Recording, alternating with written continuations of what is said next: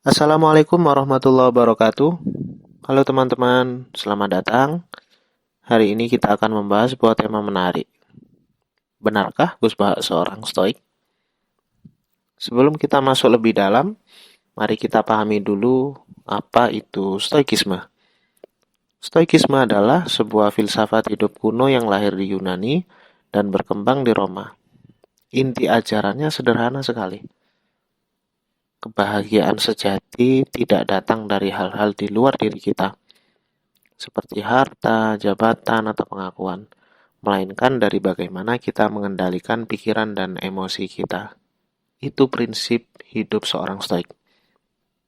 Nah, bagi teman-teman yang ingin mengenal stoikisme lebih mudah, saya sarankan membaca buku bestseller Filosofi Teres, karya Henry Manampiring. Buku ini semacam pengantar. Buku ini akan menjadi pintu gerbang yang sederhana untuk memahami filosof stoik dengan cara yang dekat dengan kehidupan kita sehari-hari.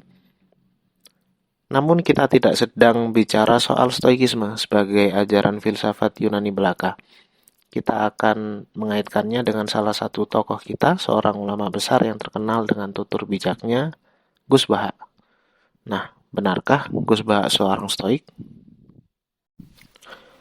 Dalam salah satu potongan videonya, dan kita bisa mengecek ini di YouTube, Gus Baha mengatakan sesuatu yang begitu sederhana, namun padat makna. Kira-kira beliau mengatakan seperti ini sebagaimana saya ringkas. Orang yang untuk mempertahankan eksistensinya butuh banyak hal dibandingkan dengan orang yang tidak butuh banyak hal, itu sebenarnya yang pintar mana ya? Yang bahagianya cukup ngopi saja jauh lebih pintar daripada yang bahagianya menunggu jadi doktor, mujtahid atau viral. Kira-kira seperti itu kata-kata Gus Baha. Kata-kata ini mungkin begitu sederhana, tapi banyak maknanya. Gus Baha ingin mengajarkan bahwa kebahagiaan sejati tidak memerlukan hal-hal besar. Bahagia itu bisa ditemukan dalam momen-momen kecil seperti menikmati secangkir kopi. Semakin banyak kebutuhan yang kita gantungkan pada dunia, semakin besar pula kerapuhan kita.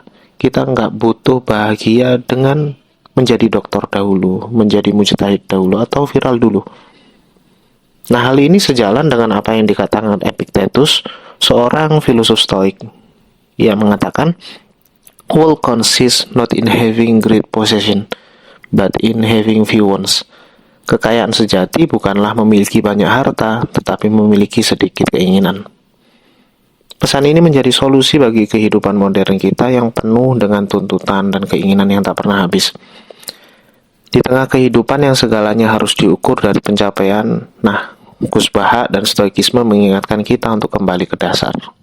Cukup itu cukup. Lalu, bagaimana dengan prinsip kebahagiaan itu sendiri?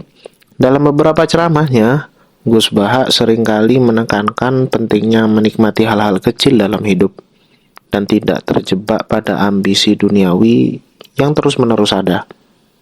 Well, hal ini mengingatkan kita pada kata-kata Marcus Aurelius, seorang filosof stoik sekaligus kaisar Romawi pada zamannya.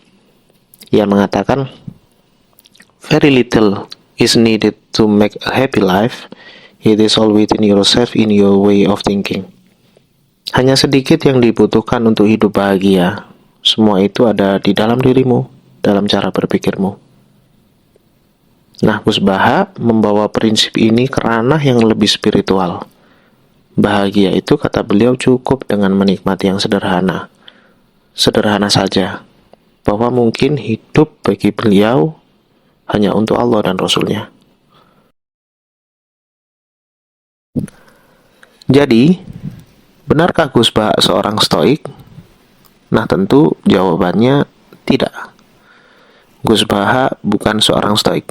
Namun, kebijaksanaan beliau dalam melihat hidup sederhana dan pengendalian diri sebagaimana filosof stoik menunjukkan bahwa ajaran para ulama Rabbani seperti Gus Baha ini seringkali mengandung nilai-nilai universal yang juga dihargai oleh filsafat.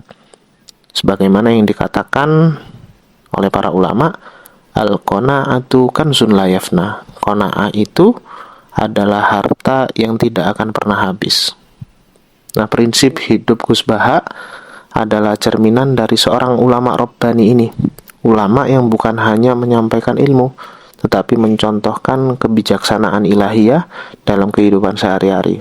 Beliau tidak hanya menunjukkan bagaimana kita harus berpikir, tetapi juga bagaimana kita harus merasa dan bertindak.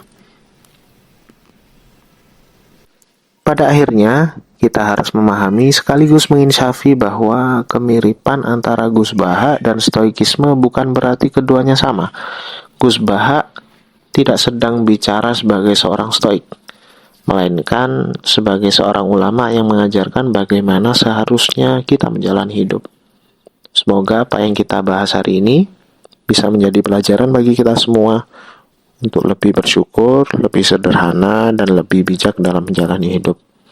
Terima kasih telah menyimak obrolan ini. Jangan lupa untuk like, share, dan subscribe agar kita bisa terus berbagi. Wassalamualaikum warahmatullahi wabarakatuh.